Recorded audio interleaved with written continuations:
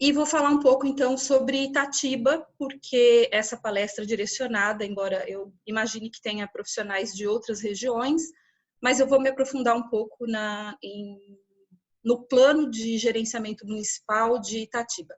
Depois eu queria que, se tiver algum profissional da prefeitura ou que participou do plano municipal do gerenciamento de resíduos do município, que fale lá para a gente, para depois eu tirar algumas dúvidas e falar um pouco mais especificamente, tá bom?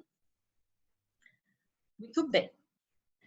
Quando a gente fala de resíduos sólidos, normalmente surgem algumas questões, né? Principalmente para o profissional que começa a lidar em fazer o gerenciamento desses resíduos, ou por alguma razão trabalha e tem que se relacionar com algum fluxo dos resíduos. Então, aqui eu vou falar para vocês, então, o que são os resíduos sólidos, conforme a definição de que está na legislação. Nós também vamos falar a definição dos resíduos de construção civil, ele se subdivide em alguns grupos. Quem que gera esses resíduos de forma geral, não apenas as empresas, né? Mas por onde são gerados esses resíduos. Também vamos falar da regulamentação, né? Existem diversas formas de regulamentação, além da legislação que eu falei para vocês.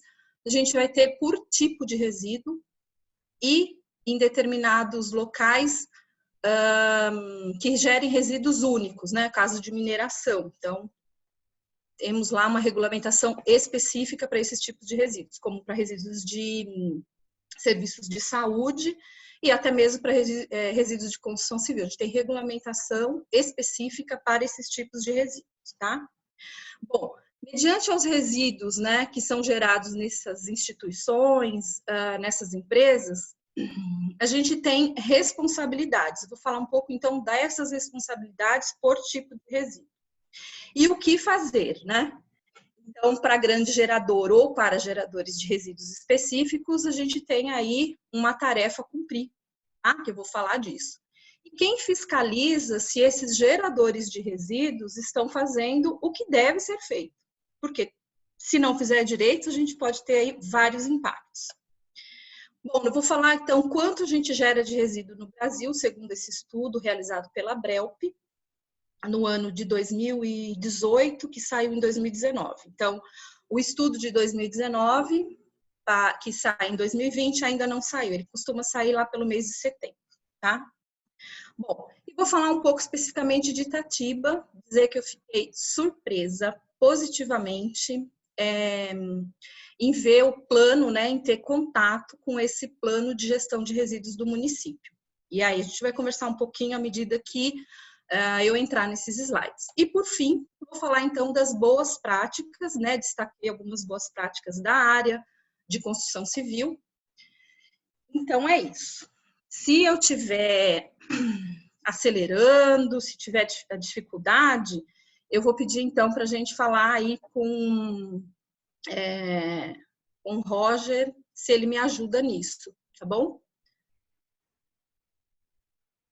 Bom, quando a gente fala de regulamentação e fiscalização, a gente precisa, então, eu coloquei um quadro aqui para facilitar deixa eu só dar uma olhada aqui. Não sei, tem um... Deixa eu ver, é que eu estou aqui no paralelo para saber se tá funcionando bem aqui, então eu preciso de um help. Então, tá bom. Então, o Roger disse que eu estou... Roger, se não tiver aí atendendo, tiver alguma questão importante, você me passa, tá bom? Para a gente não se perder aqui. Eu tenho um tempo curto e eu posso me aprofundar demais, então você me ajuda a controlar o tempo, tá? Bom, eu fiz uma representação aqui para a gente entender a hierarquia, né, dessa regulamentação. Para começar, a gente tem a Política Nacional de Resíduos Sólidos, que ela é de 2010, e ela serve para todo o Brasil. Mas, e aí, eu separei aqui também, em âmbito federal, a resolução do CONAMA, que é de 2002 para resíduos de construção civil, tá? Fora isso, então, em âmbito federal também, a gente tem as normas técnicas da BNT e instruções específicas para resíduos específicos. E aí serve para todo o Brasil. O que começa a funilar, né, vejam aqui, é que o Estado ele pode ser mais restritivo do que a federação. Então, a gente tem um exemplo de que resíduos de serviço de saúde, eles podem ir para um aterro sanitário de classe 2 depois que foi tratado. No estado de São Paulo, esses resíduos, embora eles sejam tratados em algum município, eles não podem ser destinados para aterro classe 2. Então, ele é mais restritivo. Então, se você estiver no estado de São Paulo, você não pode atender a legislação que foi para o Brasil, tá? Tem que atender a política. Então, no estado, a gente tem uma lei que é de 2006, mas ela foi base para fazer essa legislação de 2010, que ficou, por incrível que pareça, 20 anos aí tramitando, por diversos interesses que tinham, e saiu, então, em 2010. É considerada uma legislação que tem algumas falhas, né? Mas ela é muito boa em relação a outros países e é o que a gente tem. Então, ela dá um bom norte, né? Para quem faz gestão de resíduos. Aí, como eu estava dizendo para vocês, o município ele pode ser ainda mais restritivo. E aí eu vou dar um exemplo aqui do município de São Paulo, onde eu estou. Então, o município, para os resíduos de serviço de saúde, ele editou uma lei que o gerador tem que pagar uma taxa para o município e ele não pode contratar empresas para transportar e tratar, tá? E aí, então, se você está dentro do município de São Paulo, você é obrigado a pagar essa taxa e o serviço, por concessão, é que vai realizar a coleta e a destinação desses resíduos. Então, ele está sendo mais restritivo.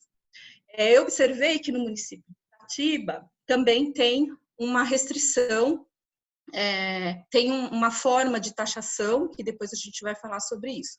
Mas cada município, ele pode ter, dentro do seu plano municipal de gestão de resíduos, as diretrizes para quem estiver naquele município e gerar determinados resíduos. Para os resíduos de construção civil, por exemplo, aqui no município, só pode transportar esses resíduos se a empresa estiver cadastrada na autoridade municipal.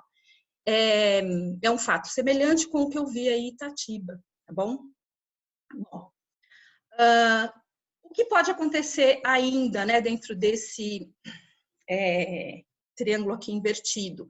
A instituição, ela pode ser mais restritiva do que todas as normas. Ela pode entender que ela gera um tipo de resíduo que ela precisa ter mais controles do que está sendo solicitado em toda essa cadeia, né, em toda essa hierarquia.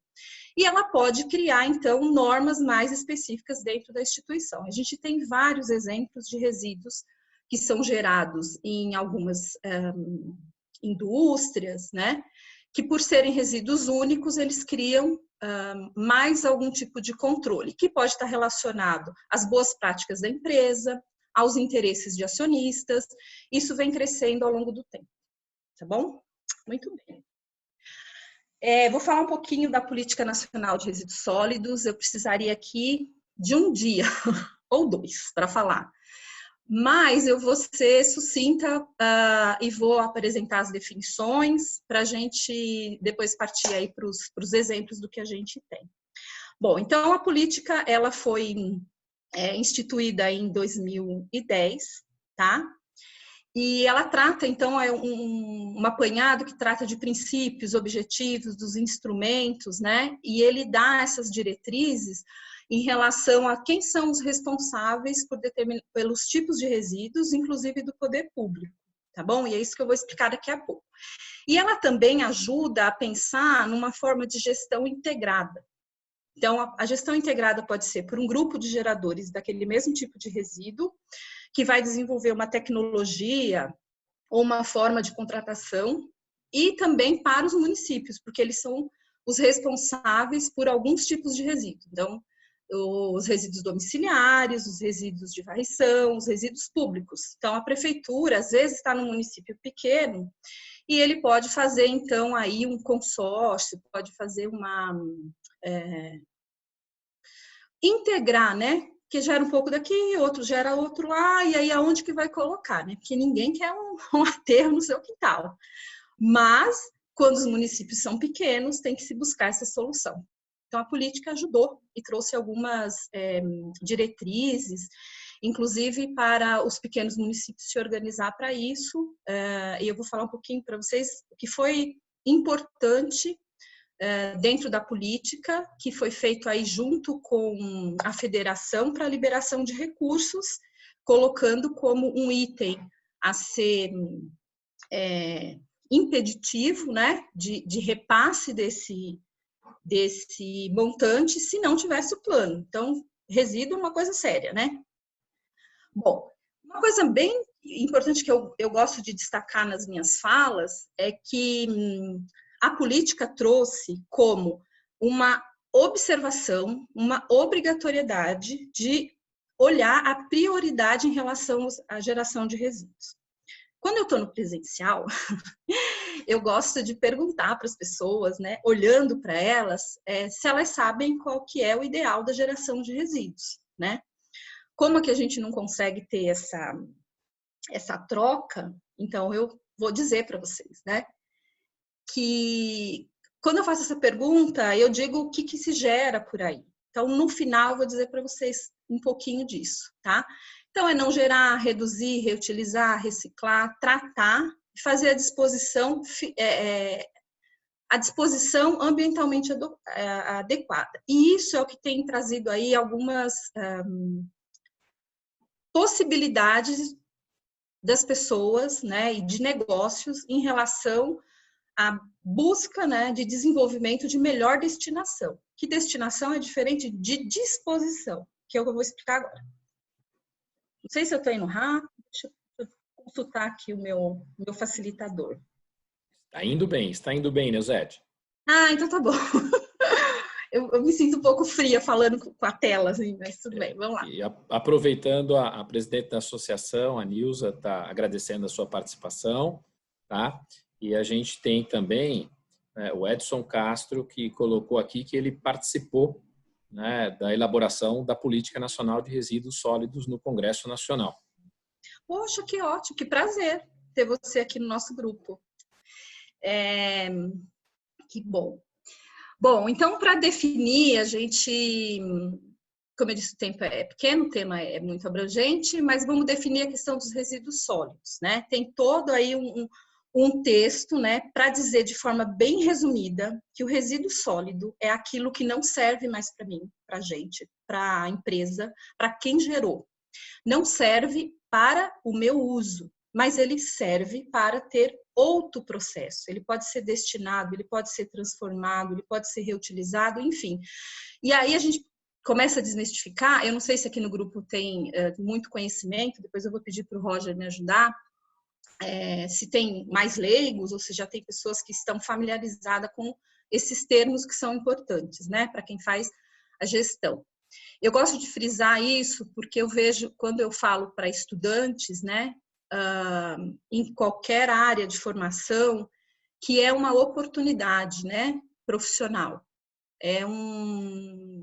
O mercado vai pedir, tem pedido, a gente tem acompanhado para todos os ramos de formação por aí, todo tipo de formação, gestores de resíduos para aqueles tipos de resíduos. Então, na parte de engenharia também, tá? E aí é importante a gente saber a diferença de resíduo, de rejeito, né? Então, os resíduos, bem de forma resumida, é aquilo que não tem mais valor, mais uso para quem gerou, né? E ele vai descartar.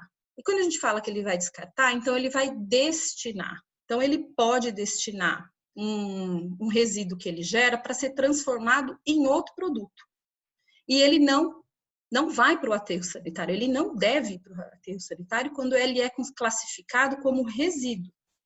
Enquanto que quem gera esses resíduos, então, são pessoas físicas, jurídicas, pode ser privado ou público, e eles vão gerar esse tipo de resíduo. E aí inclui-se nesse grupo as pessoas físicas lá em casa, né?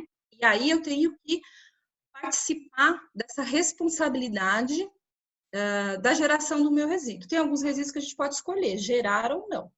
E depois do que a gente gerou desses resíduos, a gente precisa destiná-lo de forma correta, né? Então, o que for dentro do processo do fluxo de coleta seletiva, né? E aqueles que não são de coleta seletiva, eu preciso encaminhá-los de forma correta. Por exemplo, medicamento, pilha, bateria, nosso celular, nosso equipamento eletroeletrônico, eletrodoméstico. A gente tem que buscar, nós somos responsáveis, e aí existem vários mecanismos que permitem com que a gente faça o que tem que ser feito de forma correta, tá? Bom, o que é a destinação final ambientalmente adequada de acordo com a nossa legislação? É aquele resíduo que você gerou e que você vai mandar para um processo que ele possa ser reutilizado, reciclado, compostado, feito uma recuperação energética e outras destinações. E quando a gente fala de empresas ou que geram resíduos volumosos ou perigosos, ou os dois juntos, né? Ele tem que buscar dentro dessa cadeia quem faça essa destinação, quem receba, e ele é responsável por acompanhar isso, né? Tem lá responsabilizações dentro da nossa política, tá? Então, a destinação ela é diferente da disposição. Eu vou falar para vocês por que é disposição, o que é aceito como disposição. Só é aceito como disposição pela nossa política aquilo que é considerado rejeito. Aí vão falar assim, nossa, o que é rejeito, né? Quem está novo aí no assunto. O que é rejeito? Resíduo, é muita confusão. Rejeito é mais ou menos o lixo, né? Isso é aquilo que não teve nenhuma condição de ser reutilizado, reciclado, processado, compostado. É aquilo que realmente deve ir para o aterro sanitário, que é considerado uma destinação ambientalmente adequada. Então, esse rejeito é aquilo que depois já foram esgotadas todas as possibilidades de não mandar para o aterro. Mas, infelizmente, olha a minha paixão pelo tema, né? Aparecendo, aflorando. Não é isso que acontece, né? Infelizmente, o Brasil está mandando muita coisa para aterro sanitário, para lixão, né? Isso causa um dano ambiental e social incrível, né? Tremendo. Então, somente aquilo que não tem mais condição de ser recuperado ou utilizado é que deveria, né? Pela lei diz que deve, mas não é o que tem acontecido, infelizmente. Então, a disposição final é diferente da destinação. Destinação é quando aquilo não serve para mim, eu mando para alguém transformar ou algum processo. E a disposição é aquilo que não teve condição e que por isso então vai para o aterro. Acho que ficou. Depois aí quero saber se deu um bom entendimento, tá? E o aterro sanitário, ele tem que ser licenciado. E dentro da Política Nacional de Resíduos Sólidos, isso deveria acontecer em 2014. Que depois de 2014 foi prorrogado para 2016. E que a gente sabe que no Brasil a gente, infelizmente, ainda tem muito lixão, né? Muito. Acho que no estado de São Paulo, a última vez que eu conversei com esse tema com um grupo, me parece que tinha uns 2, não tenho certeza agora, não vou me comprometer. Mas se for importante para alguém, depois faz a pergunta que eu me comprometo em levantar a informação, se tiver aí interesse, importância para quem estiver acompanhando. Muito bem. E, Nilzete, só uma pausa, por favor, né? Para fazer uma retificação aqui. Você toma a sua água. Tá bom. O presidente da associação, Nelson, né, e agradeceu. Eu disse a Nilza porque ele estava com o link da esposa, então aparecia o nome, mas aqui faço essa retificação e o agradecimento a ele, né, pelo convite para realizar esse evento com você na Associação de Itatiba. Muito obrigado, Nelson. Ok. Vai me ajudando aí também, que é a minha pausa para tomar água. Hélio e Roger, me ajuda aí, tá? Bom, Ainda dentro de definição, porque isso é importante para a gente entender outras partes que seguirão aqui, né? A reciclagem é aquilo, é o processo de transformar esse resíduo, né? E que vai alterar suas propriedades e que vai transformar em insumos. A gente costuma muito ver essa questão de reciclagem dentro da coleta seletiva, né? Mas a gente tem esse processo de reciclagens em vários tipos de resíduos. Eu vou dar alguns exemplos dos resíduos de construção civil daqui a pouquinho. Bom, logística reversa. Esse foi o nosso... eu vou dizer, o nosso momento, né? Foi é bom que tenha uma pessoa que está acompanhando, depois pode me ajudar, né? A confirmar isso ou atualizar a informação, mas do que eu acompanhei, a logística reversa, ele foi um dos entraves também desses 20 anos aí, né? Para sair a nossa política, porque ele é um modelo europeu, né, que lá já existem esses instrumentos, né, de logística reversa que coloca a responsabilidade no fabricante, no distribuidor, no comerciante, que é principalmente, sobretudo, as embalagens, né? Então, quando a gente compra um produto, ele vem numa caixa, ele vem num plástico, ele vem em diversas embalagens. É necessário? Essas embalagens, elas conseguem fazer um ciclo de reciclagem ou não? Então, tem alguns produtos que a legislação, alguns resíduos, né, embalagens, que a legislação já coloca a obrigatoriedade desses fabricantes. Então, tem que criar um sistema de logística reversa. Um exemplo que a gente tem são embalagens de agrotóxicos, né? Então, tem um super controle disso. Mas depois a gente tem o dos pneus, que começou a funcionar, acho que de 2002, e que também já tem um ciclo bem fechado. Mas a gente tem dificuldade com embalagens comuns, né? E aí tem surgido algumas oportunidades de negócio para essas empresas, que elas têm uma responsabilidade de prestar contas, né, do que elas colocaram de embalagem e como elas foram retiradas, então, que não foram para o aterro, né? Então, a gente tem muitos exemplos de embalagens que o próprio consumidor, a partir do momento que começou a se envolver, começou a cobrar. Então, a gente tem um caso clássico que é embalagem de leite Shefa. Eu falo tranquilamente o nome porque eu acompanhei todo esse processo, né? Que houve uma manifestação com a empresa exigindo que ela melhorasse a sua embalagem, porque os coletores eles não conseguiam destinar, embora ela tivesse possibilidade de ser reciclada, reutilizada, né? Nesse processo. Os cooperados, que é quem faz essa coleta, eles não encontravam quem iria receber, certo? Então, houve aí uma manifestação que a empresa começou a melhorar o seu processo e desenvolver tecnologia para que essas embalagens chegassem, né? Porque senão elas acabavam indo para rejeito, né? Como rejeito indo para aterro.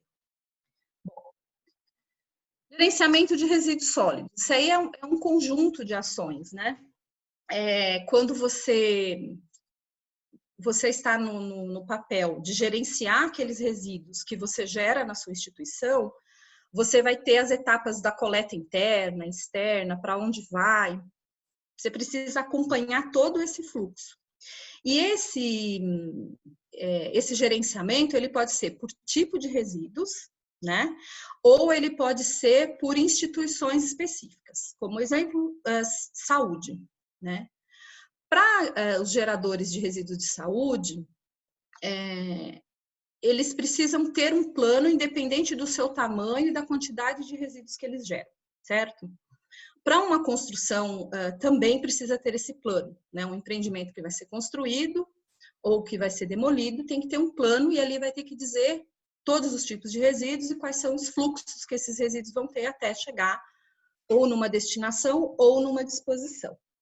Para o caso do município, o município tem aí que dar um plano, né, para nortear quem gera esses resíduos, e ele também tem que dizer ali o que ele faz com os resíduos que são da responsabilidade do município. Então, o gerenciamento, ele tem todas essas etapas a serem cumpridas. E a gestão integrada, então, desses resíduos, ele pode ser, então, de uma empresa que gera diversos tipos de resíduos, ele pode integrar junto com outras empresas que são similares, ou pode ser uma solução integrada para os municípios, para buscar melhores soluções de destinação desses resíduos, e aí eles vão considerar a região onde eles estão. A gente costuma dizer, quando a gente fala de economicamente viável, é que pode ser que um município gere determinado resíduo e que ele, naquela região, não tem uma forma de destinar, porque não é econômica. Pode ser a super tecnologia. Mas se não for econômico, aí precisa ter vários estudos, se o volume, se o impacto, né? Então, essa questão do que vai gerar de resíduos e qual é a melhor forma de destinar, pode envolver aí vários estudos e multidisciplinar, né? Acho que é isso que me fascina na gestão dos resíduos, né? A gente precisa sempre ter vários profissionais com conhecimentos quando a gente tem resíduos específicos. Deixa eu ver. Muito bem. Vamos falar então da classificação. Eu citei várias vezes, né, que existem diversos tipos de resíduos. Deixa eu perguntar aqui para o Roger se a gente tem alguma manifestação. Roger, me ajuda aí, se tiver alguma manifestação com algum questionamento. A gente tem só aqui para confirmar, né, o Vinícius, que fala que foi um dos responsáveis pela elaboração do PM no plano municipal aí de gestão de resíduos de Itatiba, né, e também está acompanhando com a gente a secretária do Meio Ambiente e Agricultura, a senhora Doroteia. Temos o Paulo do Guarujá, né, que diz que lá no Guarujá, para aprovar uma construção ou mesmo reforma, precisa apresentar o PGR-CC. Né? Muito bom! E o Edson também contando para a gente que participou, né, da elaboração da política e que está mencionando aqui das embalagens em geral, que fazem parte do acordo setorial assinado pelo MMA e as empresas. Isso, muito bem. Que legal, a gente tem uma turma aí boa. Vinícius, daqui a pouco eu vou falar com você, viu? Eu fico feliz que você esteja participando e espero contribuir, mas eu quero dar os parabéns pelo plano de vocês. Depois a gente conversa quando chegar esse momento aí, tá bom? Então, o Edson reforçou aqui, todos os geradores precisam apresentar o PGRS para ter acesso ao alvará ou licenciamento. Isso, em Itatiba. Eu li isso no plano. Se o gerador é um grande, médio ou pequeno gerador. A partir deste momento, caberá ao gerador providenciar a coleta, tratamento ou disposição final. Isso é para Itatiba, né? Ele está falando por Itatiba. Ele não mencionou aqui, mas eu acredito que sim. Edson, por favor, se manifeste aí nas comunicações.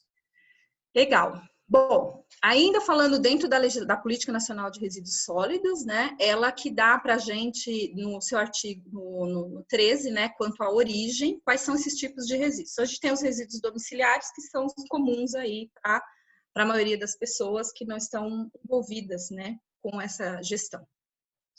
Temos os resíduos de limpeza urbana, né, que são aqueles de varrição, limpezas dos logradouros, das vias públicas.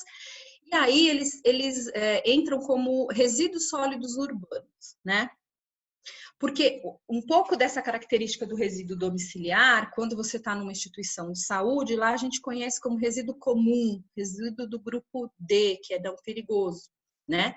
Mas aqui na política, ele traz essa definição dos resíduos domiciliares e de limpeza urbana e coloca, então, como resíduos sólidos urbanos, porque esse grupo ele vai entrar na responsabilidade do município. Depois aí, se eu não estiver sendo muito clara, o pessoal que tem esse envolvimento aí, que fez o plano municipal, porque a minha expertise é fazer planos para geradores, né? Não do município. Eu, infelizmente, não tive essa oportunidade. Só consigo até avaliar os planos, mas nunca confeccionei, né? Bom, o item D traz, então, de resíduos de estabelecimentos comerciais e de prestadores de serviços. Esses tipo específico aí de resíduo, eles às vezes entram no plano municipal como até um limite, a prefeitura, né, o município, tem a responsabilidade de coletar e de destinar, né?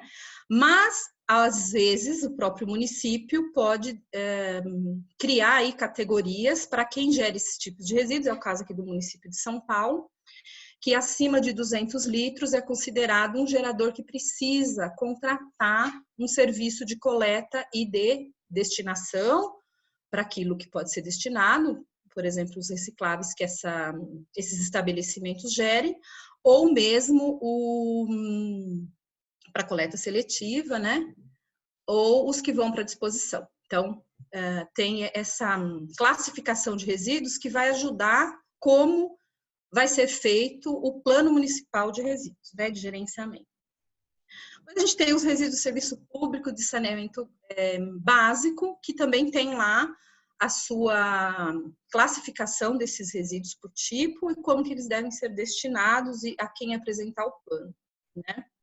O caso de resíduos industriais, ele é mais específico para o tipo de resíduo que gera. Então, vamos lá, para dar exemplos. Uma indústria química, de tintas, né?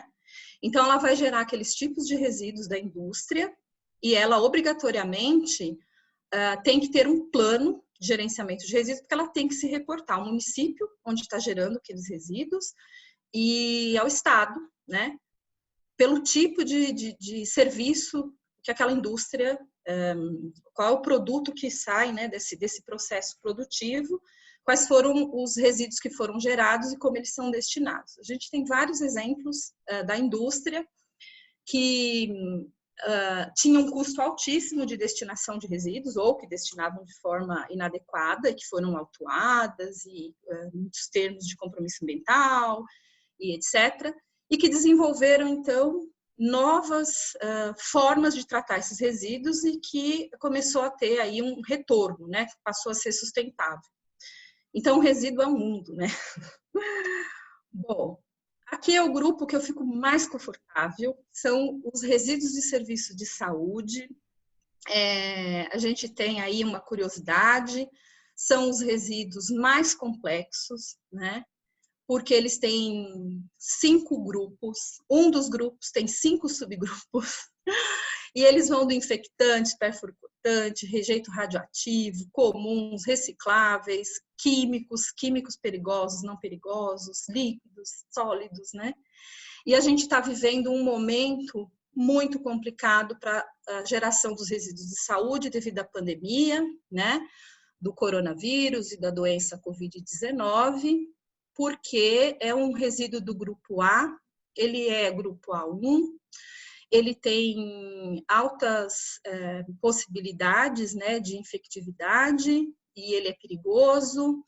E, infelizmente, a gente tem acompanhado, eu tenho um grupo aí que acompanha essas questões e ele está tendo impacto, inclusive, em cooperativas, por alguns descuidos, enfim. Então, é um grupo de resíduos que tem uma legislação do CONAMA, da Covid, da Anvisa, né? E ele é obrigatório a apresentação do plano. Você pode ter um plano de 2 páginas, se for um consultório dentário ou um estúdio que faça tatuagem, ou uma clínica veterinária e um hospital que você pode ter um plano de 800 páginas, né? Então, a questão dos resíduos de serviço de saúde, ela é muito complexa. E, então, nós temos os resíduos de construção civil. Eles são gerados tanto nas construções e reformas, e reparos e demolições, né? E eles são gerados na nossa casa, quando a gente resolve fazer alguma obra, né? E aí a gente tem um impacto tremendo nessa questão dos resíduos de construção civil. Muitos, por não ter consciência da responsabilidade, colocam, né, descartam em áreas de proteção ambiental. Esse é o calcanhar aí das prefeituras, né? Eu sei, e depois eu vou dar uns exemplos para vocês dessa triste realidade que a gente vive. Muito bem. Depois a gente tem os resíduos que são gerados na área de agropecuária, silviculturas, né? Esse eu nunca tive a oportunidade de de me envolver, nenhum plano. E os resíduos de serviço de transporte, por exemplo, os aeroportos e terminais de portos também. Dentro dessa classificação, eles pegam um pouco da classificação dos resíduos de saúde, né? Então, o aeroporto tem alguns aeroportos que eles seguem, além da legislação federal, eles têm as legislações próprias, né? E tratam esses resíduos, embora com condições de serem reciclados, né? De serem destinados, eles tratam como disposição, eles tratam como infectantes, porque é aquilo que eu disse, né? Precisa ter um conhecimento para definir a melhor forma, né? E como é que você arca, como é que você banca essa questão. E por último, resíduos de mineração. Esse também eu nunca tive um contato na gestão, em planos, mas a gente conhece aí os estragos que uma má gestão de resíduos de mineração pode causar, né? Minas, já passou Minas Gerais, o estado de Minas Gerais, lá eles têm uma legislação bem específica, mas infelizmente a gente acompanhou aí um problema que foi causado por conta de uma má gestão dos resíduos de minério, né? Bom, agora eu vou falar de uma outra legislação na esfera federal, que está dentro do Conselho Nacional de Meio Ambiente, que estabelece, então, as diretrizes e os procedimentos em relação aos resíduos de construção civil. E eu vou dar a classificação para vocês desses resíduos, então, os grupos, né, dos resíduos de construção civil. Mas antes, dizer que os geradores, grandes geradores, eles são obrigados, de acordo com essa resolução, a fazerem o seu plano de gestão do empreendimento, né, da geração. E que o plano municipal vai estabelecer as diretrizes de como isso vai ser controlado. Lembra que lá atrás eu falei de quem fiscaliza, de quem acompanha? Infelizmente, essa legislação de 2002 tinha um prazo de adequação para 2005, né? Mas a gente acompanha que isso não foi cumprido por muitas, né? Eu acompanho um pouco as pessoas que trabalham com isso, a dificuldade que tem, mas também tem uma oportunidade de profissionais pegarem esse desafio, né? Porque isso precisa ser feito, tem impacto, né? Isso precisa ser feito. E é um desafio para os municípios aí por onde eu tenho acompanhado. Tudo bem. Deixa eu beber aqui um pouquinho de água. Enquanto você bebe a sua água, eu faço o comentário aqui do Nelson, presidente da associação, dizendo que a associação trabalha em conjunto com a Secretaria de Meio Ambiente para a formação e aplicação do Plano Municipal de Resíduos Sólidos. Inclusive, participam ativamente dos Conselhos Municipais de Meio Ambiente e de Saneamento Básico. Que ótimo. Muito bem. Eu vou mostrar aqui que eu fiz uma boa pesquisa aí para saber, para demonstrar para os demais participantes, né? Como o município está de parabéns, né? Que eu posso dizer. Isso, porque não é a realidade de outros municípios, inclusive do estado de São Paulo, né? Tem vários entraves, enfim. Quando a gente chegar lá nesse momento, legal. E ele acho que ele tem meia hora. Ele menciona, Neuzete, também que eles têm um convênio assinado com a Prefeitura, a Universidade de São Francisco e a usina de reciclagem de resíduos de construção de Itatiba. Os resultados desse convênio é o plano municipal. O outro, auxílio ao funcionamento da usina, com apoio da universidade, dando apoio tecnológico na aplicação de resíduos reciclados. Eu li o plano do município, e a minha filha está fazendo home office, e ela falou assim, nossa, tá tão empolgada, né? Eu falei assim, acho que eu vou me mudar. Ela vai mudar para onde? Eu falei, vou mudar para Itatiba. Porque eu vejo a responsabilidade e eu fiz umas pesquisas e vi que é concreto, né? Existe um envolvimento, isso é fundamental, né? Para a gente avançar nisso.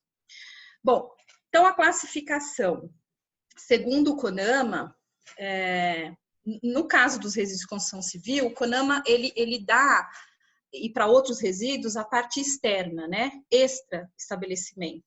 Para resíduos de serviço de saúde, é a Anvisa que fala de como tem que ser os procedimentos internos, né? E o CONAMA sempre trata a parte externa, é onde vai ter o impacto ambiental. Então, a classificação dos resíduos de construção civil, ela se dá em 4 grupos. E é diferente da classificação dos outros tipos de resíduos, né? Onde, aqui no caso, ele começa com aqueles resíduos que eles devem ser utilizados em reciclagem. Eu vou dar alguns exemplos daqui a pouco, porque eles podem ser gerados dentro de uma obra e utilizados na própria obra, né? Então, são aqueles resíduos de construção, de demolição, de reparo. E ele pode ser utilizado naquele ou em outra obra. Então, ele não vai para aterro. E aí a gente vai ter um outro grupo, que são aqueles que são os mais comuns que a gente tem de reciclar. São papéis, papelão, né, plástico, metais, vidros e o gesso. O gesso, ele fica transitando entre o grupo B e o grupo C. Em alguns municípios, existe uma dificuldade de destinar gesso. A gente vai ver isso num estudo que foi feito pela Secretaria de Meio Ambiente do Estado de São Paulo, né, que essa é uma dificuldade para destinar. Então, em alguns lugares, ela entra até como uma boa prática, embora ela deveria ser destinado como os resíduos com possibilidade de serem reciclados. Mas existe uma dificuldade, né? Não existem tecnologias assim tão fáceis de serem implementadas quando o município é pequeno ou quando a geração não justifique, né? Então, existe esse grupo C, que são os materiais que não podem ser reciclados por não existir a técnica, né? É exatamente o exemplo do gesso. E a gente tem outros também aí, isopor. Isopor é outro gargalo de geração, porque a tecnologia é cara, ele tem ido para o aterro, ele ocupa um espaço enorme, né? Porque ele tem 98% de ar na sua placa de isopor. E ele é muito leve, então ele fica caro o transporte, porque ele ocupa muito espaço, mas não tem peso. Então, assim, é uma grande dificuldade de isopor, mas a gente tem vários bons exemplos aí, principalmente no sul do país, né? Que recebe uma quantidade grande de gesso, acho que em Minas também, e faz aquele roda-teto, rodapé, então é um material que acaba tendo uma destinação muito mais nobre, né? E por fim, então, a gente tem o grupo D, que são os resíduos perigosos. Estes, sim, é que precisam ou de tratamento e depois do tratamento, eles podem sim ir para aterro classe 1. Classe 1 é o aterro que foi feito para receber os resíduos perigosos, né? Como aqueles de amianto, tinta, solvente, ou aqueles que passaram por tratamento, mas ficaram, o resultado foi borra, e aí eles vão para aterro classe 1, né? Enquanto que o 2 é o nosso famoso aterro sanitário, tá? Bom, exemplos. Então, de classe A são esses tijolos, telhas, areia, né? O B, papel, papelão, os clássicos. O C, o gesso, já falei. E o D são os perigosos. Eu vou mostrar para vocês aqui alguns modelos de fluxo, mas depois tem um videozinho curto, para vocês não se cansarem tanto da minha voz. Só vou passar rapidamente, porque acho que eu vou ter aqui 25 minutos para a gente terminar, embora eu não tenha problema de ficar mais se precisar, tá? Então, eu não sei como que aparece aí na tela para vocês, o fluxo do resíduo do grupo A. Então, como se separa na obra, né? Ele pode ser separado tanto em caçambas, né? E tem esses tipos de transporte. E aqui eles podem ir para um aterro para fazer depois a separação para ele ser reutilizado, né? Em pavimentação, que é um clássico que eu tenho acompanhado. E depois acho que a gente vai falar se isso é o que acontece na usina, porque a Itatiba tem uma usina. E aí eu quero saber se funciona assim com esse fluxo, né? Então ele é gerado, aí ele tem essas formas de ser acondicionado em caçambas ou em caixa de rolon, e aí ele pode ser retirado por caminhão guindaste ou pelo esse rolon, né? E aí o destino é em conformidade. Então, se está dentro do município, mas é uma empresa, às vezes tem aí um acordo para fazer essa destinação. E aí o processo, quando chega numa área como essa, como a usina, que é o que eu estou imaginando que acontece aí, passa por uma separação para aquilo que vai ser utilizado imediatamente ou por aquilo que precisa passar por um processo para triturar, para transformar, né, dar alguma etapa para modificar. Então, a classe B, esse clássico também, a gente pode ter, aqui tem um exemplo, né, de quando passa por uma trituração, então, como ele é separado e como ele pode ser transformado para depois ser utilizado numa obra específica, né? Bom, aqui nossa tristeza, né? São esse gesso, né? Que ele tem uma dificuldade de ser segregado, organizado, e como que ele acaba sendo destinado. Então, tem todas essas etapas, e aí ele pode, então, chegar num aterro de classe 2, porque ele é do grupo C. Enquanto que do grupo D, que são aqueles perigosos, a gente tem aí as telhas de amianto, que precisa realmente, parece uma operação de guerra, né? Mas precisa utilizar todos esses EPIs, porque o material particulado fino, ele é cancerígeno, né? Então, se ele tiver bem acondicionado, ele não vai causar um dano e ele vai para aterro classe 1, é disposto dessa forma e é caríssimo, né? E as nossas famosas lâmpadas fluorescentes, que graças a Deus aí houve uma mudança de tecnologia e hoje o tratamento dessas lâmpadas ele acaba sendo menos impactante para a questão de saúde, é o que eu tenho acompanhado, né? Porque as lâmpadas de LED agora elas são tratadas como eletroeletrônico, que embora tenham componentes perigosos, mas é muito menos do que as de mercúrio. Muito bem. Acho que aqui já cumpri essa etapa de falar da classificação dos resíduos e entrar um pouquinho nos resíduos de construção civil. Está acompanhando aí, Roger? Estou acompanhando por aqui. Tá bom. E tem alguma questão? O Gerson está trazendo aqui que o grande problema da destinação de resíduos é o seu grande custo ainda. A caçamba com separação de resíduos é muito mais cara. Quando o cliente não exige esta destinação, o custo da caçamba quando o cliente não exige essa destinação, o custo da caçamba acaba inviabilizando o custo final da obra, o que às vezes faz perder algumas licitações e leilões de obras. Uma observação do Gerson. Posso comentar do Gerson? Pode. Tá. Gerson, é uma realidade, mas eu vou te falar uma coisa. A responsabilidade é compartilhada. Então, se você presta um serviço,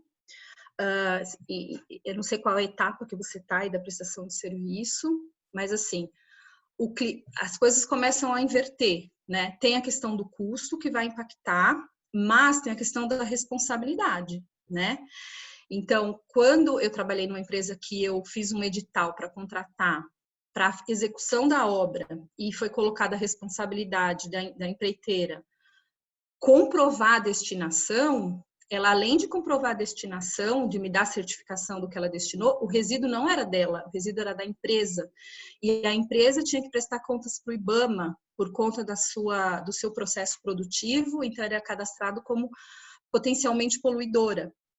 E aí, além de ele prestar conta, tinha que acompanhar se aquilo realmente estava destinado de forma correta. Então, tem um impacto, sim, e a responsabilidade é compartilhada, e isso precisa ficar bem claro, né? Porque se contrata uma empresa e você não acompanha essa gestão, você vai responder.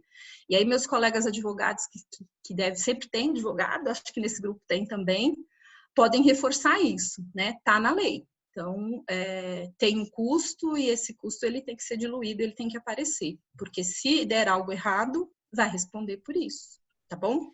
E o Nelson está dizendo que em Itatiba as caçambas são dirigidas a um local de transbordo e daí vão para a usina.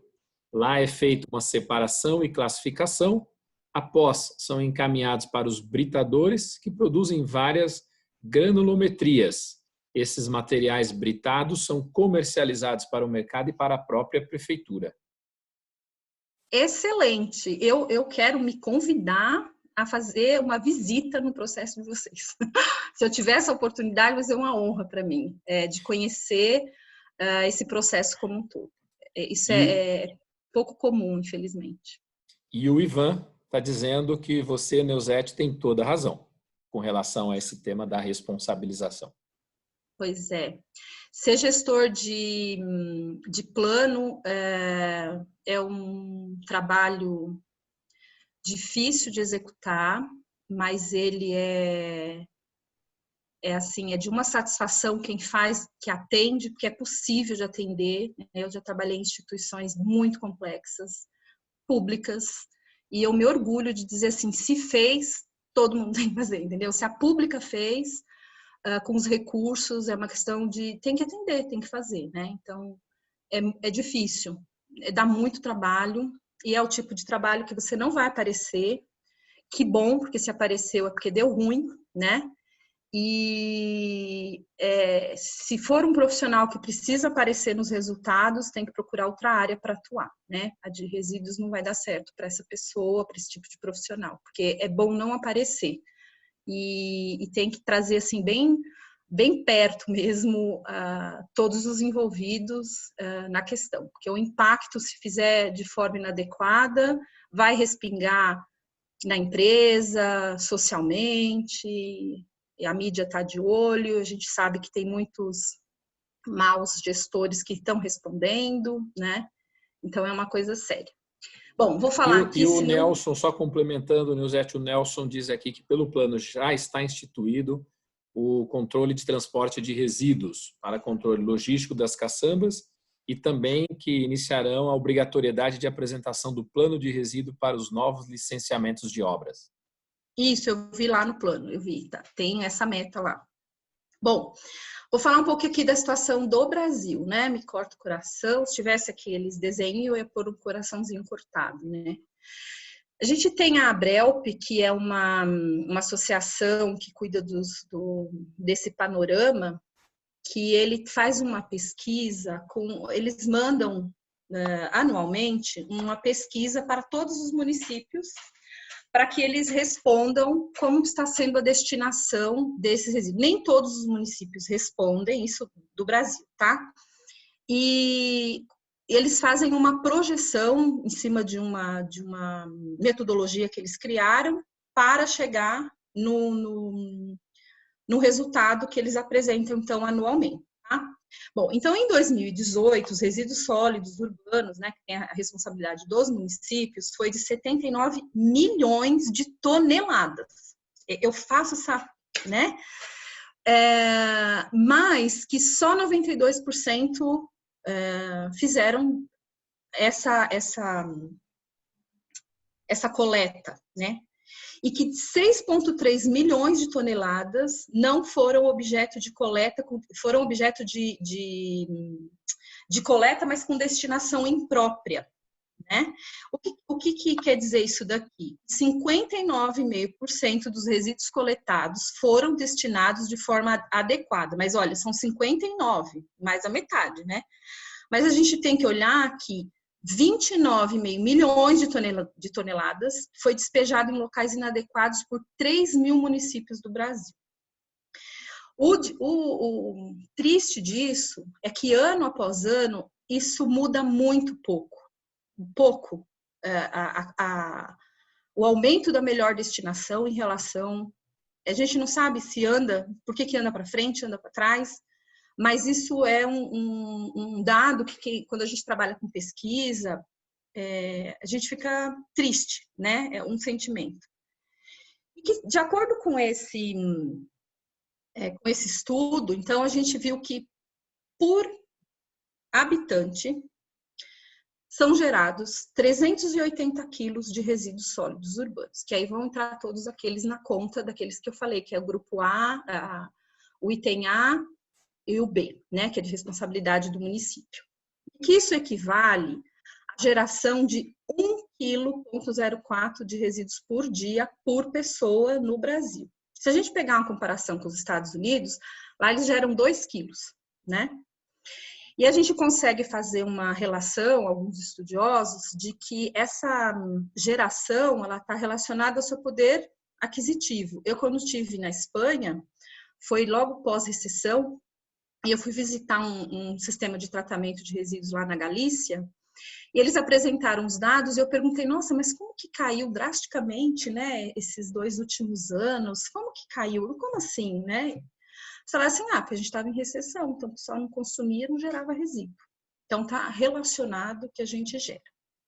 E aí a gente pergunta, então, aqui no município de São Paulo é 1,2 por habitante. E a média geral dá 1,04. Tem alguns municípios que geram bem menos. E aí eu vou mostrar para vocês como é que está Itatiba. E quando chegar lá, eu vou fazer uma pergunta. E aí eu vou ver quem vai responder rapidinho, o Roger que vai me dizer, tá bom? Combinado? Fica de olho, Roger, para mim? Pode deixar. Então, tá bom. Bom, aí aqui eu trouxe um exemplo desse estudo da Abrel em relação aos resíduos de construção civil e demolição. Lá a classificação para eles é resíduos de construção e demolição, não é RCC. Então, em relação a 2017, a geração ficou ali equilibrada em relação a 2018, isso do que eles receberam de informação e de projeção deste ano, né? De que são gerados 122 toneladas de resíduo por dia no Brasil, né? Aí não é por pessoa. Bom, eu quero falar para vocês um pouco desse estudo que eu encontrei quando estava fazendo a minha pesquisa, em outras apresentações, ela é de 2012, que o Sindicato da Construção Civil e a Secretaria de Meio Ambiente do Estado de São Paulo, eles fizeram também uma pesquisa que eles queriam identificar, existia assim, vamos colocar isso de forma pública, as dificuldades e as possibilidades que existem em relação a esse mundo dos resíduos, né? Porque o volume é muito grande e, como já falaram aí, o custo também. Então, qual que era o foco deles, né? Identificar quais os desafios para gerenciar o resíduo de acordo com a legislação e discutir e conhecer as melhores alternativas tecnológicas e financeiras para fazer essa gestão de forma correta. Com isso, desenvolver esforços conjuntos, né, dessas duas entidades representativas para difundir esse conhecimento e melhorar essas práticas nos municípios. Bom, então, dessa pesquisa saiu uma publicação com várias, é um documento que está disponível aqui, tem o link, né, ele é público, que ele traz, então, esse objetivo de ajudar todos, né, tanto na esfera pública quanto privada, e que envolvesse outros elos importantes dessa cadeia. Quem fabrica, né, vê o que cabe ali de logística reversa, quem transporta esse resíduo, quem faz a reciclagem, então, em Itatiba, eles têm a própria usina, mas isso não é a realidade de outros municípios, para melhorar e controlar essa destinação. Mas, olha só. Bom, no município de São Paulo, são 645, no estado de São Paulo, são 645 municípios. Destes, só 437 responderam. E o que eles responderam lá? Qual foi a resposta do que eles identificaram, né? Que só 6%, isso é vergonhoso, né? Para começar, 6% do estado de São Paulo tem uma gestão eficiente dos seus resíduos de construção civil. Quando a gente vê que 54% é mediano, eu não sei o que foi considerado mediano, tá bom? Mas 40% é ineficiente, porque aí não deu para escapar nem para classificar como mediano, né? Então a gente tem um caminho muito grande para percorrer. Mas por que foi identificado isso? Segundo esse estudo, as dificuldades das empresas no gerenciamento de resíduos, olha só, lembra que eu falei para vocês que tinha uma questão de isopor aqui importante, né? Gesso, ó, olha o gesso onde é que está. Madeira, né?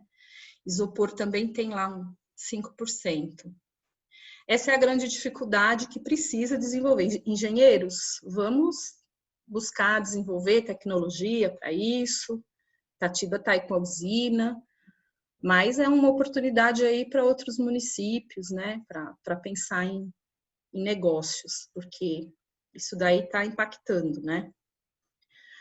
Bom, Outro sistema que tem ajudado os municípios, principalmente os pequenos, é o Sistema Estadual de Gerenciamento Online, né, o SIGOR, o famoso SIGOR. E eles têm lá o módulo de resíduo de construção civil. Eu vi pelo plano do município, de vocês, que vocês usam de coleta seletiva, mas que está dentro do planejamento utilizar. Então, como o plano é de 2019, eu não sei se isso já foi implementado ou não. Mas é uma ferramenta que ajuda, né? E ela tanto pode ser utilizada por municípios como por geradores, pelo que eu fiquei sabendo, né? Eu não tive o uso. Depois, agora vamos falar então do Plano Municipal de Gerenciamento de Resíduos de Itatiba. Quando a Capitólio me convida para fazer as palestras, eu busco o município porque vou falar diretamente com os moradores, ou com os profissionais, com estudantes, né? E aí eu vou buscar no site da prefeitura, vou buscar se tem alguma tecnologia no município e tal. E para minha surpresa, né, eu encontrei o Plano Municipal de Resíduos Sólidos aí de Itatiba. Dizer que ele é obrigatório, tá, para ter acesso aos recursos da União. E a União começou a pegar no pé. Eu lembro que no ano de até 2014 estava levando. 2015 teve município que ficou sem recursos. E aí teve que começar a se mexer. Então, a gente tem alguns planos copia e cola, né, muito mal feito por alguns municípios, principalmente os pequenos, né? E aí eu fui, então, me envolver com o plano de vocês. E, para minha surpresa, né, tá bem descrito. O Vinícius, que está nos ouvindo, depois, se der um tempo, eu queria que você falasse um pouco de como foi fazer esse plano. Não sei se tem mais alguém da equipe técnica, né? Ele está até comentando aqui que em Itatiba os resíduos de gesso são recebidos nos ecopontos, né? Recebidos no ecoponto, são encaminhados para uma construtora do município que faz o aproveitamento em obra. E os isopores começaram a ser reciclados pela cooperativa do município no início de 2019. Muito bem, muito bem. Então, Itatiba conta com coleta domiciliar porta a porta, né? Que é a nossa resíduo sólido urbano, a seletiva semanal, tem lá toda a descrição de por onde passa, quais são os fluxos. Vocês também têm aí o ponto de entrega voluntária, que é assim, um super... Já foi como boa prática, hoje já é imprescindível, né, que os municípios tenham esses pontos de entrega, porque o resíduo gerado, principalmente de construção civil, o maior volume dele não são nas obras, né, são dos munícipes. E eu deixei em vermelho assim o destaque que vocês têm uma usina de resíduo de construção civil. Se eu tiver a oportunidade depois de conversar com o Vinícius, eu queria saber como foi, por que definiu essa usina, se ela só recebe... se a capacidade dela de operação atende o município ou se tem integrado com outros municípios, né? Queria entender, então, como que é esse aterro sanitário municipal. Eu vi que vocês tiveram um período que destinaram para outro aterro, né? E essas áreas de transbordo e triagem que funcionam muito bem também para a questão de logística e de redução de custo quando tem que mandar para fora, né? Então, você tem um ponto de apoio de transbordo e triagem, faz parte aí da boa gestão, tá? Muito bem. Aqui, eu preciso mover aqui a minha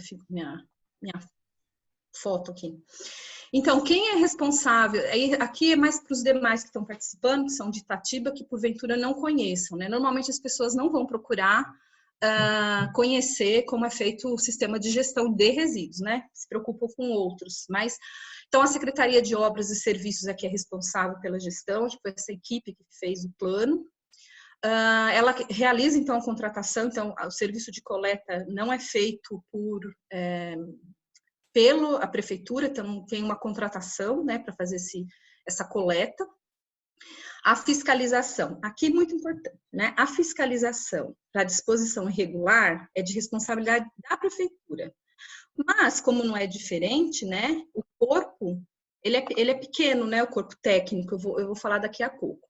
E existe uma forma de cobrança que eu não entendi muito bem, mas tentei aqui traduzir o meu entendimento, é que no ano de 2019, existia lá uma forma de calcular de 1,36 o metro quadrado para residências e 3,93 para o comércio, já que eu entendi que a prefeitura ela coleta independente do valor do estabelecimento comercial. E aí eu fiz uma conta que uma pessoa que mora em um apartamento de 60 metros quadrados vai estar nessa taxa do IPTU equivalente a R$ 81 por mês. Não sei se isso é se eu interpretei de forma correta o dado e se isso realmente ele subsidia todo o processo de tratamento. Mas eu, olhando lá o plano, eu me debrucei no plano, tá? Diz assim, que vocês arrecadaram e qual é a despesa. O que eu concluí é que, a partir de 2016 mais 2017, a gestão dos resíduos passou a ser sustentável. Porque vocês conseguiram arrecadar mais do que as despesas em relação ao número de habitantes que vocês têm, né? Achei muito interessante isso, que vocês conseguiram, no período de 4, 5 anos, sair de uma situação difícil que vocês tinham, que era de arrecadar muito menos, né, do que as despesas que vocês tinham relacionado. Eu não me aprofundei muito para saber o que mais está incluso dentro dessas despesas, se tem corpo técnico, ou se só a parte dos custos de destinação, enfim, tá? Mas parabéns aí por terem alterado completamente, né, o que vocês tinham aí, e vocês fazem projeções ainda para os próximos anos, bem estruturado o sistema de gestão aí de Itatiba. Bom, aqui eu coloquei uns dados para chocar um pouco e a gente olhar lá do que é o panorama do Brasil. Os resíduos comuns são gerados por habitante 700 gramas por dia. Mas, do montante, só 5% é destinado à reciclagem. Então, assim, tem que ter uma força aí grande para avançar nesse percentual. Eu não identifiquei, não li, também não procurei. Quais são as metas que vocês têm para aumentar essa destinação, né? Por quê? De acordo com a fonte da Abrel, o Brasil, lá com a projeção, está gerando 1 quilo por dia por habitante. Aí a gente pergunta, e Itatiba em relação ao Brasil? Tá bem, tá? Se tá gerando, você tem 700 gramas e não 1 quilo? Só que eu quero que vocês não esqueçam que o plano dá como norte a geração zero, que a gente sabe que não é possível, né? Que o nosso resíduo é gerado de acordo com aquele produto que a gente tem, que alguém autorizou a gente fazer aquele produto. Ou em casa, quando a gente escolhe o que vai consumir para gerar o resíduo. Mas que a responsabilidade é nossa também. Então, existem formas de reduzir essa geração de resíduos. É um desafio, mas é uma obrigação que a gente não pode tirar da mente, né, do nosso norte, que é buscar outras formas. Então, resíduos orgânicos podem ser compostados, muitos mais resíduos têm que sair desse quantitativo que está indo para o aterro. Então, esse é o meu pedido aí. Bom, aqui é a estrutura que vocês têm aí em Itatiba em relação aos pequenos geradores e os grandes geradores. Então, os pequenos contratam, se vai fazer uma obra grande, pelo que eu entendi, ou utilizam esses pontos de entrega voluntária. Enquanto que os grandes, eles são obrigados a contratar os transportadores e mais do que isso, né? Vocês definiram que eles têm que mandar para a usina, que é muito interessante porque não deixa que o gerador daquele resíduo possa levar para outro município se ele tiver um retorno financeiro. Então, faz com que isso ajude a manter aí. Eu acho que essa foi uma estratégia interessante, né? O que eu achei mais interessante é que vocês passaram a exigir, né, que os grandes geradores elaborem os seus planos e entreguem, né, para que vocês acompanhem.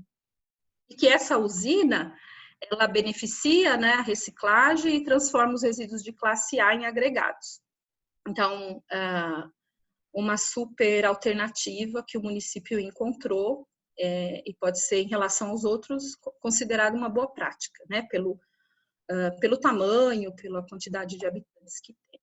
Eu quero mostrar agora para vocês, eu espero acertar aqui, um videozinho de boas práticas para ilustrar, para quem não conhece muito esse universo, ver o que é considerado uma boa prática. Tudo bem, Roger, você me ajuda aqui? Ajudo. Enquanto isso, só para deixar aqui, o Edson, ele traz uma dúvida, né? Ele diz que ele ficou com dúvida em relação a como é cobrado o serviço de coleta de resíduos. Tá? E o Carlos Nadim, ele diz que a área de interesse dele é o desenvolvimento de processos de redução e de contaminação e descontaminação de metais pesados, e ele gostaria de saber como que Itatiba está tratando os resíduos automotivos e eletroeletrônicos. Então, se alguém de Itatiba puder contribuir no chat aqui na resposta, a gente traz isso para o Carlos também, para matar essa curiosidade. Tá. Deixa eu te falar, vou sair daqui, eu coloco um novo, né? Vamos ver. Vai no link do seu vídeo. Tela. Oi? No link lá do seu vídeo, não é? Tá. Peraí. Deixa eu ver. Acho que eu clico aqui. Será que foi? Ainda não. Não? Peraí. Deixa eu ver se é neste.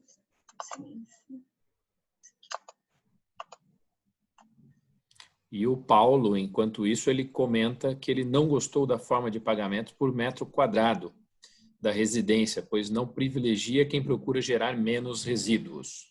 Um comentário aqui do Paulo. Tá? Vamos ver se agora eu acerto, hein? Vamos ver? Agora estamos com... Aqui. Isso, perfeito. É só aumentar a tela. Peraí. Eu aumento a tela. Foi? Play. Dá um play no vídeo. Foi? Tá indo? Sim. Sim? Peraí. Então, voltei. Só aumenta o volume e põe a tela cheia. Tá. Tira a sua imagem. Natureza viva.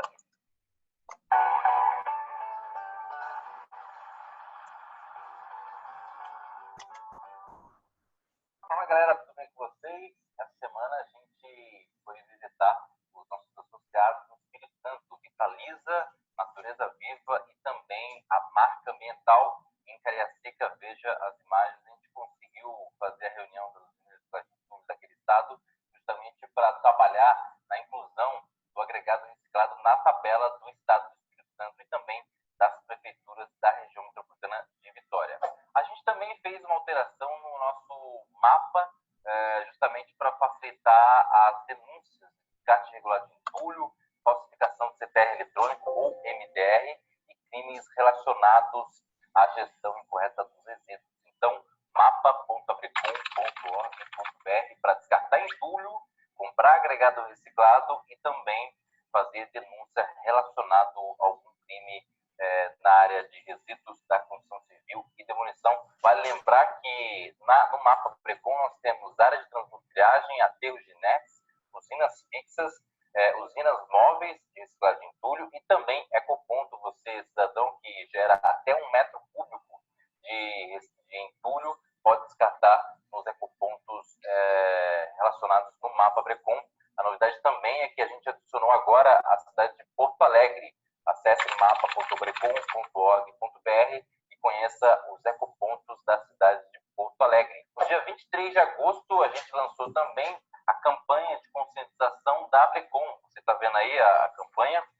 A gente conseguiu imprimir esse banner para divulgar as questões relacionadas ao descarte irregular de entulho. A ideia é fazer com que o gerador, seja aquele pequeno ou grande gerador, ou até mesmo um cidadão comum que gera até menos de 1 metro cúbico, tenha consciência de que ele é o responsável pelo entulho que gera. Se você quer usina de reciclagem de entulho, área de transportriagem ou então aterro de NET, envia-nos um e-mail com a solicitação da nova tabela da resolução CONAMA número 37.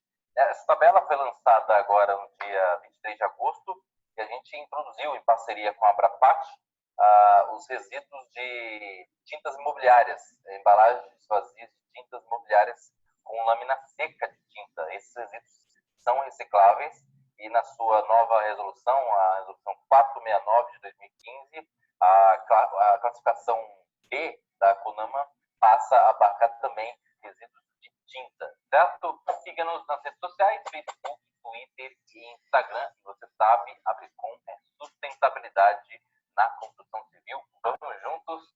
Um abraço e até mais. Agora vamos ver como é que eu volto.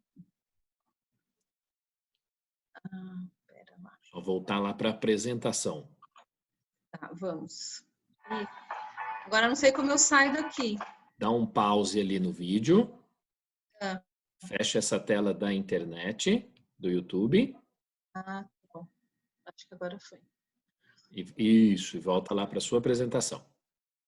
Volto para a apresentação. PowerPoint. Já tá? Não. Não? Não. Aqui você ainda está na internet. Minimiza a internet. Estamos te vendo. Tá. Então, peraí. Só um minuto para me encontrar aqui. Pode eu ficar. Minimizo aqui. Aí eu volto para a apresentação. No PowerPoint. O PowerPoint. E aí eu tenho que colocar ele de novo, não é isso? Isso. Espera aqui. Aqui. Aqui. Foi? Agora foi. Só colocar no modo apresentação. Tá bom. Sem a sua ajuda, ficaria difícil aqui. Se ele foi? Foi. Tudo certo. Certo, muito bem. Não está passando. Aqui. Não sei porque ele voltou, mas vamos lá. Bom, e aí, quando eu estava nessa imersão aqui no plano, e no site da prefeitura, eu vi que a prefeitura, então, recebe a Semana Lixo Zero. Para quem não sabe, é um instituto que tem diversas ações durante a semana. Eu sou uma das organizadoras de eventos da Semana Lixo Zero, aqui no município de São Paulo, sobre resíduos de serviço de saúde. Então, eu organizo, todas as atividades, elas são voluntárias e não tem custo algum para quem participa. E aí eu fiquei surpresa e feliz que Itatiba tem uma adesão a esse projeto incrível que a gente tem aqui no Brasil, e que vocês fizeram, então, uma palestra sobre resíduos de construção civil, que eu não sei se a pessoa que está, ou se o Vinícius, né, participou, e deu para perceber que vocês têm aí, então, várias ações nessa semana de conscientização, e sobre os resíduos de construção civil vocês apresentaram um plano. Então, isso mostra que tem boas práticas de gestão de resíduos e que isso é um exemplo para outros municípios também, né? Fiquei muito feliz. Bom, mas nem tudo, né, gente?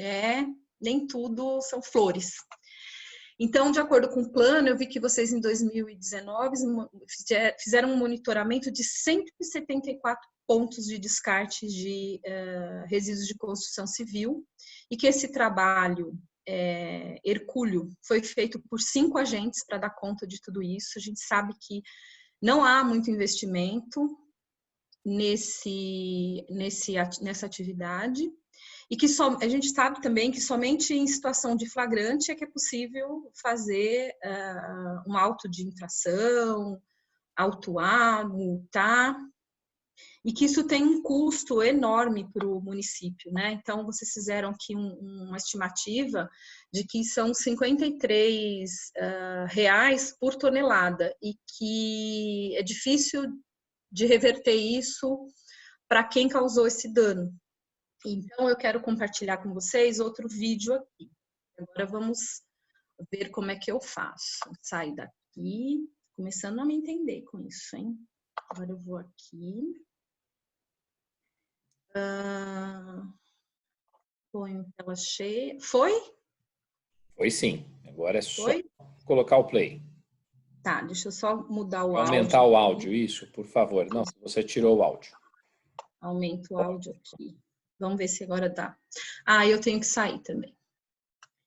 Aqui, eu saio e play. Em diversos pontos da cidade, principalmente em terrenos verdes, a população de Lauro de Freitas pode notar a presença de restos de entulho, construção e restos de imóveis residenciais.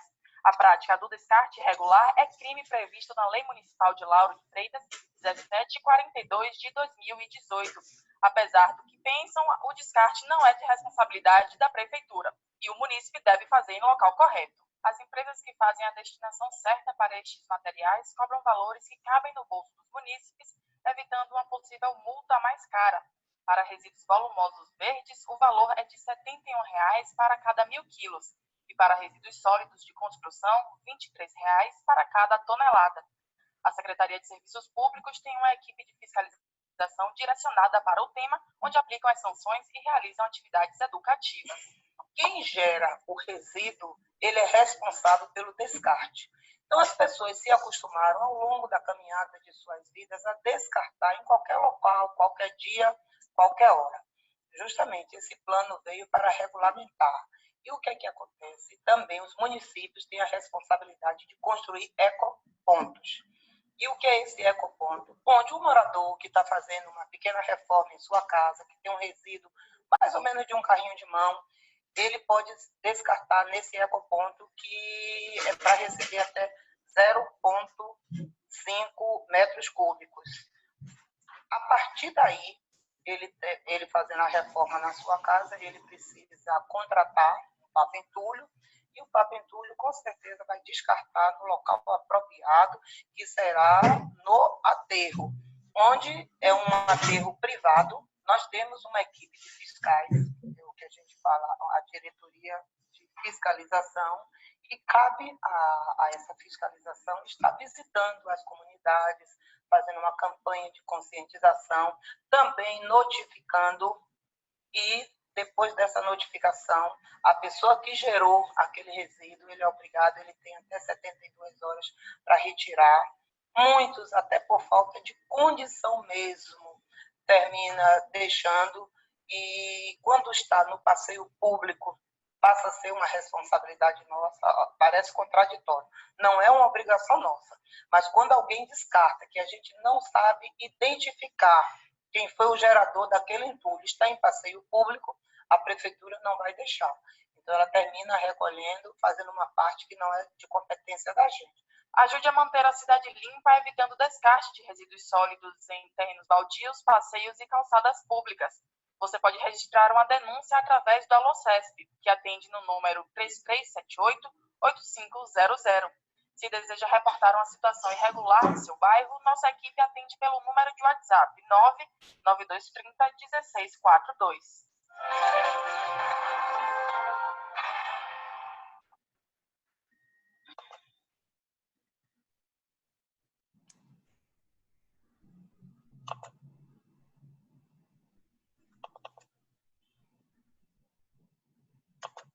Voltei? Voltou. A tela também? Olha, ficou... A tela também, está craque. Tá ficando craque.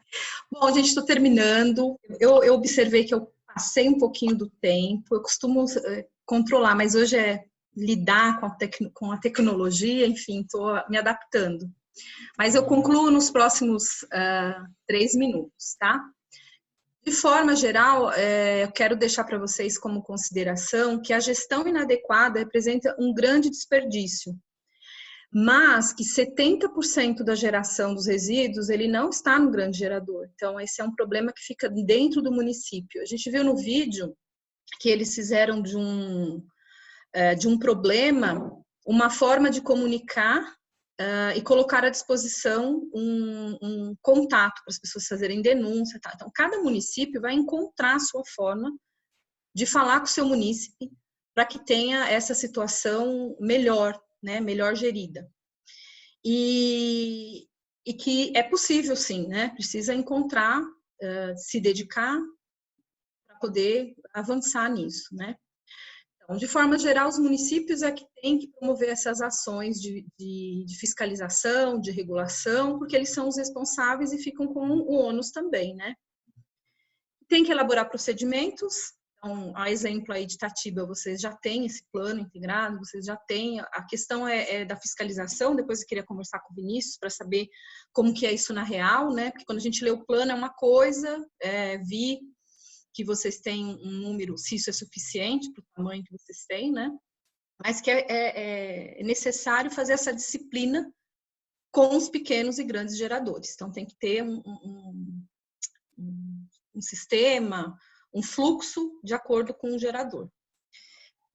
Essa questão de implantar equipamentos vocês já têm, depois fiquei com aquela dúvida se é só para atender o município, se a capacidade atende, se está ocioso, se dá para fazer aí uma gestão compartilhada, integrada, né?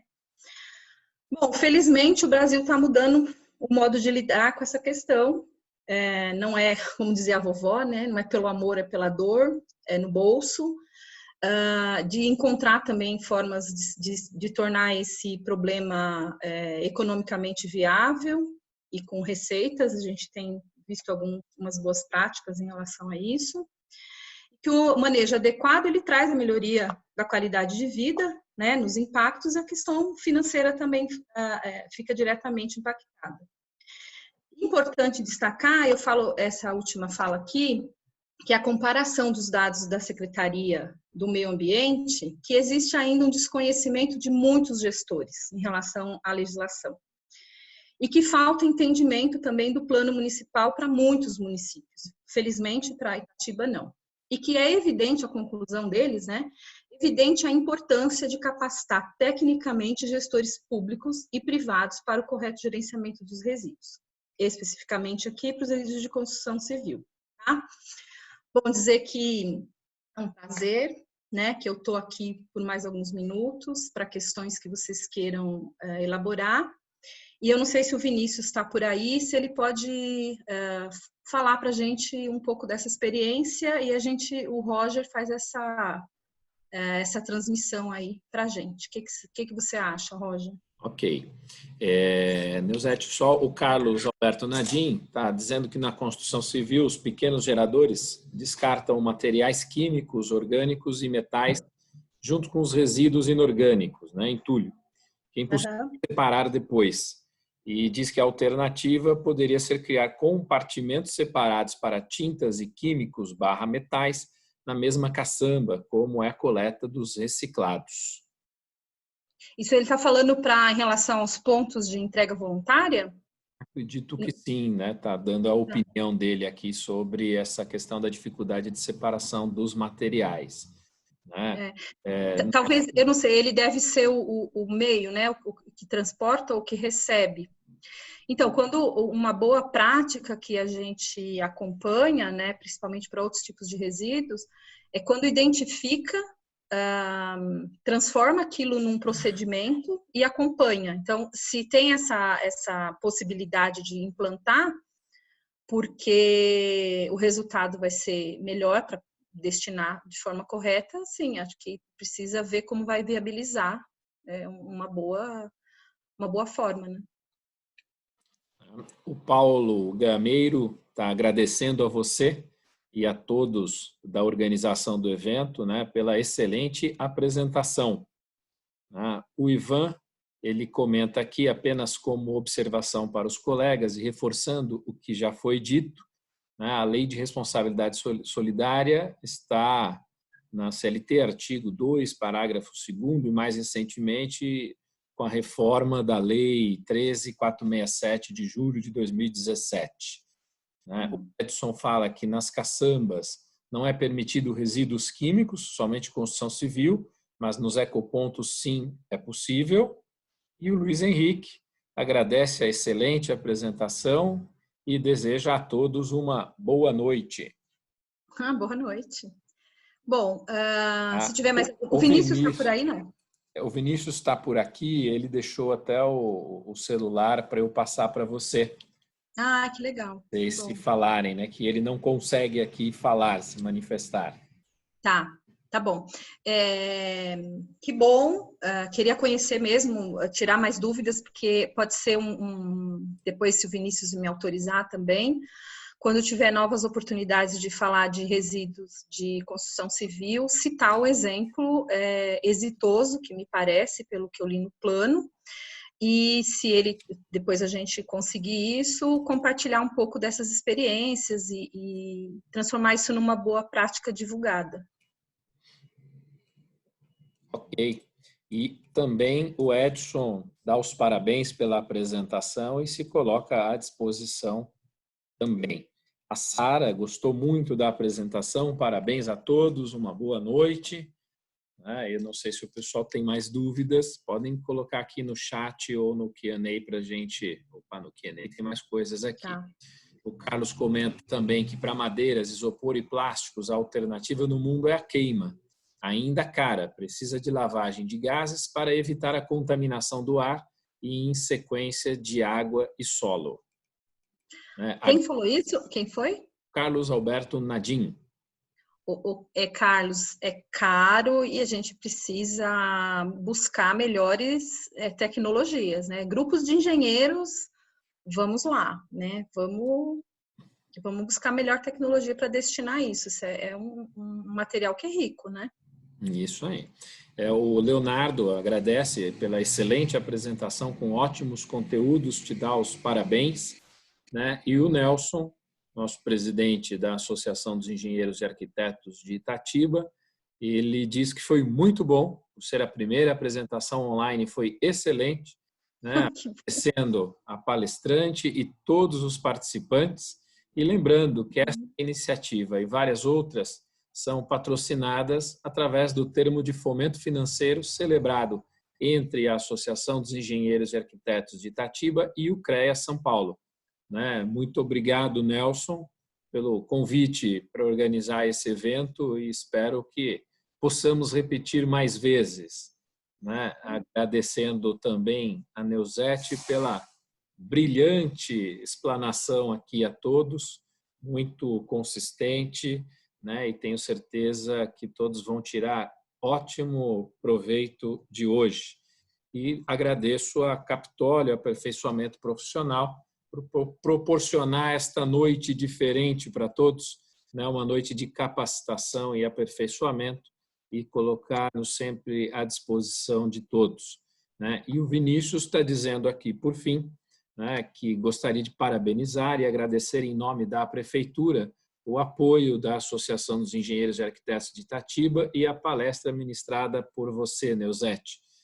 Ele agradece a oportunidade e te convida a visitar Itatiba. Vai ser um prazer. Vou sim, vamos conversar. Eu acredito que com isso a gente encerra esse nosso bate-papo de hoje, agradecendo todos os participantes envolvidos, agradecendo você mais uma vez, Neuzete, e agradecendo a Associação dos Engenheiros e Arquitetos de Itatiba. Então, boa noite a todos, pessoal. Boa noite, foi um prazer.